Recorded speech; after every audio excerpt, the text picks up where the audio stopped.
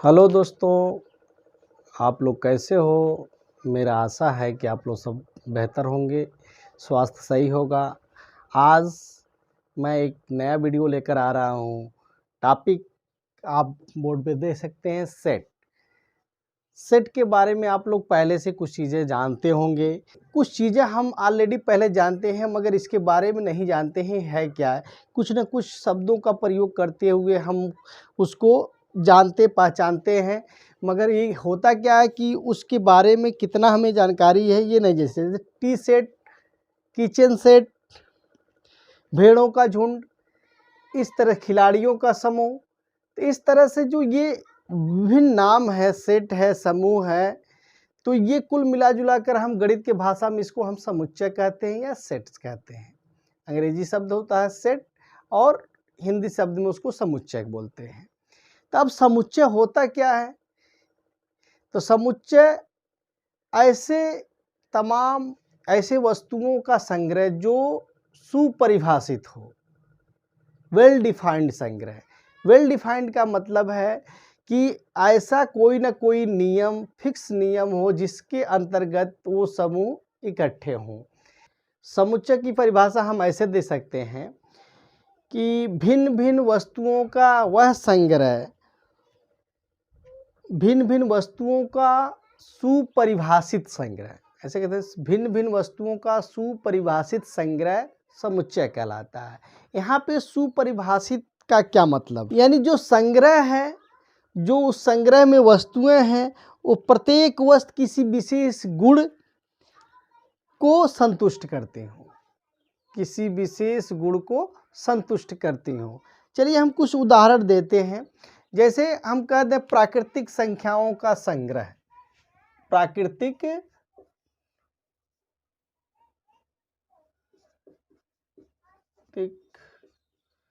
संख्याओं का संग्रह। दूसरा उदाहरण हम ले रहे हैं सप्ताह के दिनों का।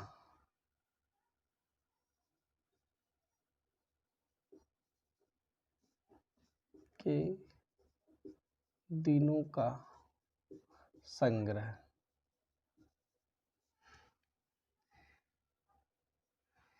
तो ये जो संग्रह है ये फिक्स है, कोई ना कोई नियम यहाँ पे लगा है। प्राकृतिक संख्याओं का संग्रह यानी प्राकृतिक संख्याएं जो हैं, यानी 1 2 3, इसमें दूसरा नहीं आएगा, यानी गिनती की सभी संख्याएं। तो गिनती की सभी संख्याएं इसमें आ जाएंगी। सप्ताह के दिनों की संख्या फिक्स है, सप्ताह में 7 दिन होते हैं, तो वो 7 दिन के अलावा दूसरा नहीं हो सकता है। यानी रविवार, सोमवार, मंगलवार, बुधवार, बृहस्पतिवार, शुक्रवार, शनिवार, यानी ये 7 ही दिन इसमें आएंगे। इस तरह से कहा जाए कि महीनों, जो महीने हैं, साल के महीनों की अंग्रेजी में अब अलग अलग जगह पे अलग अलग महीने हैं। तो हम यहाँ पे जो अंग्रेजी कैलेंडर के महीने हैं जनवरी से लेकर दिसंबर तक का, अगर उनका लिया जाए तो वो सिर्फ 12 हैं। वही 12 यानी फिक्स है कि यही महीने आते हैं, इसके अलावा दूसरा महीना नहीं आता है जनवरी से लेकर के दिसंबर तक। जनवरी, फरवरी, मार्च, अप्रैल, मई, जून, जुलाई। उसी तरह से कहा जाए कि आज़ाद भारत के प्रधानमंत्रियों का संग्रह है। आज़ाद भारत में जितने भी प्रधानमंत्री 1947 से अब तक हैं, उन सबका संग्रह किया जाए, वो एक समुच्चय होगा। तो अब क्वेश्चन उठता है यहाँ पे कि सारे संग्रह क्या समुच्चय होंगे? तो ऐसा नहीं है कि सारे संग्रह समुच्चय होंगे। उदाहरण के तौर पे हम कह सकते हैं, बता रहे हैं आपको कि क्रिकेट के अच्छे खिलाड़ियों को संग्रह लिया जाए, तो अच्छे खिलाड़ी हो सकता है, कोई खिलाड़ी किसी के लिए अच्छा हो, किसी के लिए बुरा भी हो सकता है, बेहतर भी हो सकता है, नहीं भी हो सकता है। यानी कोई खिलाड़ी किसी को बेहतर दिखाई देता है, यानी जो अच्छा होने का पैमाना है वो डिफाइंड नहीं है, वो नियम नहीं है कि किसी के सामने वो अच्छा होगा, किसी के लिए वो बुरा भी हो सकता है। तो इसलिए जब ये पैमाना अच्छा नहीं है, अच्छा ये पैमाना माना नहीं गया है, कितने पर है कितने नहीं है, तो ये संग्रह नहीं हो सकता। कहा जाए कि भारत के गरीब लोगों का संग्रह, तो गरीब लोग कितने को गरीब कहा जाएगा किसी के सामने, यानी जो बहुत धनी है उससे नीचे वाला उसके से गरीब होगा। जो अरबपति है करोड़पति वाले को भी गरीब समझेगा, जो अरबपति है वो लाखपति वाले को गरीब समझेगा, जो लाखपति है हजार वाले से गरीब समझेगा। तो इन इस तरह के संग्रह को जो है हम सेट नहीं कह सकते हैं, ये संग्रह सेट नहीं कहलाएगा। यानी जो यहाँ पे देखिए परिभाषित ही नहीं है कि गरीब किसको कहेंगे, वहाँ पे अच्छा खिलाड़ी किसको कहेंगे ये भी परिभाषित नहीं है। तो इस तरह के संग्रह को हम सेट या समुच्चय नहीं कह सकते हैं। अब दूसरी चीज आती है समुच्चय का हम नोटेशन, यानी इसको हम कैसे संकेत में लिखते हैं। यानी समुच्चय तो हो गया, तो उसको लिखते कैसे हैं, कैसे जानेंगे कि ये समुच्चय। यानी तो समुच्चय को लिखने के लिए उसको संकेत के लिए अंग्रेजी वर्णमाला के जितने भी अक्षर हैं, यानी A B C से Z तक, यानी कुल 26 अक्षरों में किसी एक अक्षर का हम यूज कैपिटल लेटर का, यानी यहाँ पे समुच्चय को दिखाने के लिए हम कैपिटल लेटर का यूज करते हैं ABCD, यानी इस तरह से XYZ, यानी ये जो 26 लेटर हैं इन 26 लेटर के कैपिटल लेटर का यूज हम करेंगे। उसको संकेत यानी नोटेशन जो संकेतन होगा इसका सेट का संकेतन जो होगा वो अंग्रेजी वर्णमाला के जो 26 अक्षर हैं उन 26 अक्षर में किसी भी अक्षर को लेकर के, यानी उसके कैपिटल लेटर को लेकर के हम संकेत करते हैं। उसके बाद आता है एलिमेंट ऑफ सेट।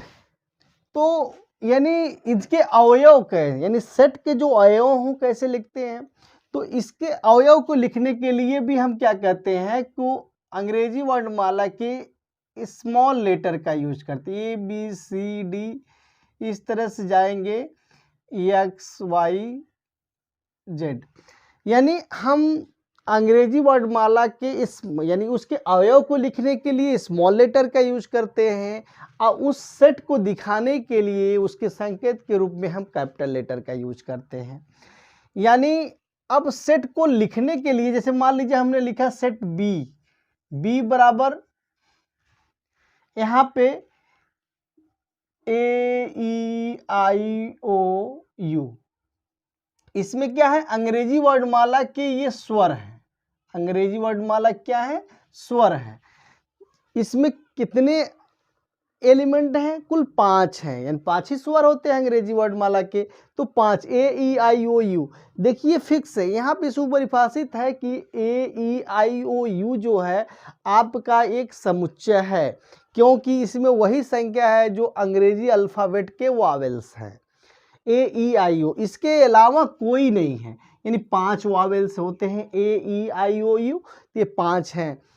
तो इस तरह से अब क्या होता है दूसरी चीज़ें एलिमेंट्स को, यानी कोई एलिमेंट उस सेट का है कि नहीं। अगर हम कहें कि सेट B का अवयव है तो इसके लिए हम ये सिंबल यूज करते हैं, इस सिंबल का हम यूज करते हैं इसको अंग्रेजी में पढ़ते A belong to B, A belongs to set B ऐसे पढ़ते हैं, या हिंदी में कहेंगे A B का अवयव है। दूसरा चीज़ क्या आता है कि अगर हम इसमें कोई ऐसा लेटर लेते हैं, यानी ऐसा लेटर ले लिया जाए, मान लीजिए G है, G डज नॉट, यानी इसको हम बोलते हैं, यानी क्या कहते हैं बिलोंग वाले, यानी जो अवयव वाला है उसको हम ये काट देते हैं, तो does not belong to B, यानी G B का एलिमेंट नहीं है, यानी G क्या है इस B सेट का एलिमेंट नहीं है। ये नहीं के लिए संकेत का यूज करते हैं और ये है के लिए यूज करते हैं, यानी इस सेट का अवयव है और ये सेट का अवयव नहीं है, तो इन दो संकेतों का यूज करते हैं अवयव होने के लिए और नहीं होने के लिए। तो इस तरह से हम A is the element of set B और G does not element of set B, ऐसे हम पढ़ते हैं इसको। ये चीज़ें आप जान गए। इसके बाद आता है रिप्रेजेंटेशन ऑफ सेट, यानी सेट को हम कैसे रिप्रेजेंट करते हैं। तो सेट को रिप्रेजेंट करने के लिए 2 तरीके हैं। पहला तरीका है आपका टेबुलर फॉर्म या रोस्टर विद, यानी टेबुलर फॉर्म में यानी हम टेबल के रूप में लिखते हैं, गिनती के रूप में, यानी जो चीज़ें हैं जो लिखना है उसको हम लिख लेंगे। जैसे अगर हम कहा जाए कि यही है, ये टेबुलर फॉर्म में लिखा गया, यानी ये अंग्रेजी के स्वरों का अक्षर है, स्वर हैं, अंग्रेजी के स्वर हैं, यक्स ऐसा है कि एक स्वर है, तो ये टेबुलर फॉर्म में है। इसको अगर हम सेट बिल्डर फॉर्म, ये दूसरा तरीका होता है सेट बिल्डर फॉर्म या प्रॉपर्टी मेथड, इसको गुण मेथड, गुण विध या समुच्चय निर्माण विध कहते हैं दूसरे मेथड को। पहले को सारणी विध बोलते हैं यानी टेबुलर या रोस्टर फॉर्म, और दूसरे को गुण विध बोलते हैं या समुच्चय निर्माण विध बोलते हैं। तो समुच्चय, इसी को अगर हम समुच्चय निर्माण विध में लिखें तो इसको हम ऐसे लिख सकते हैं कि यक्स सच दैट, ये सच दैट का सिंबल है, यक्स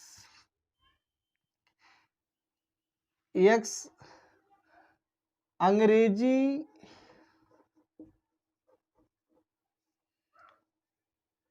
वर्णमाला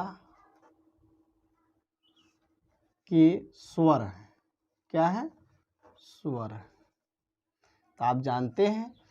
हाँ, एक चीज़ और हम भूल गए थे कि जब हम सेट को लिखते हैं तो कर्ली ब्रैकेट का यूज करते हैं, यानी कर्ली ब्रैकेट के अंदर लिखते हैं।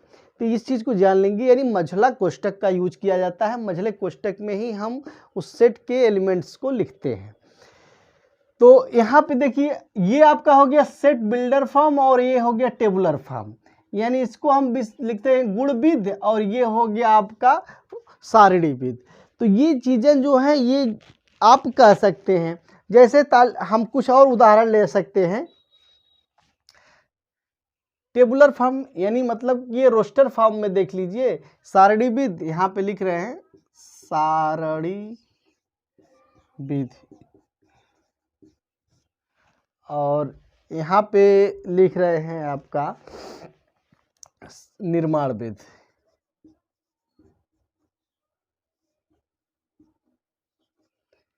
देखिए उसी सेट को यहाँ पे लिखिए, सारणी विध का मतलब टेबुलर फॉर्म,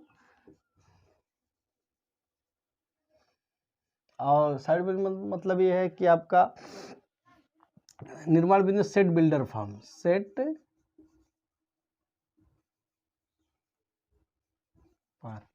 अब देखिए हम लिख रहे हैं सेट है 1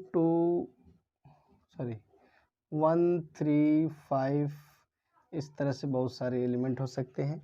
ये सारणी विध में ऐसे लिखेंगे, सेट बिल्डर फॉर्म में यानी निर्माण विध में ऐसे लिखिए यक्स सच दैट, यक्स विषम संख्या, विषम संख्या, ये हो गया निर्माण विध में, और ये हो गया सारणी विध में यानी टेबुलर फॉर्म और सेट बिल्डर फॉर्म। इस तरह से लिख सकते हैं 1 4 9 16, इसको लिख सकते हैं। देखिए ये टेबुलर फॉर्म में, और ये एक्स पूर्ण वर्ग संख्या, क्या है? पूर्ण वर्ग संख्या।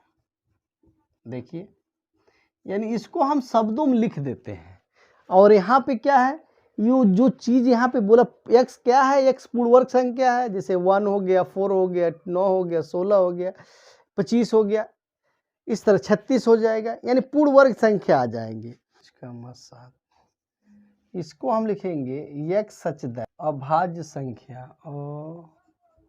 अभाज्य संख्या 3 से बड़ा और 11 से छोटा। देखिए 3 से बड़ा और 11 से छोटा है, पांच संख्या ग्रेटर देन 3 और लेस देन 11, 3 से बड़ी और 11 से छोटी अभाज्य संख्या।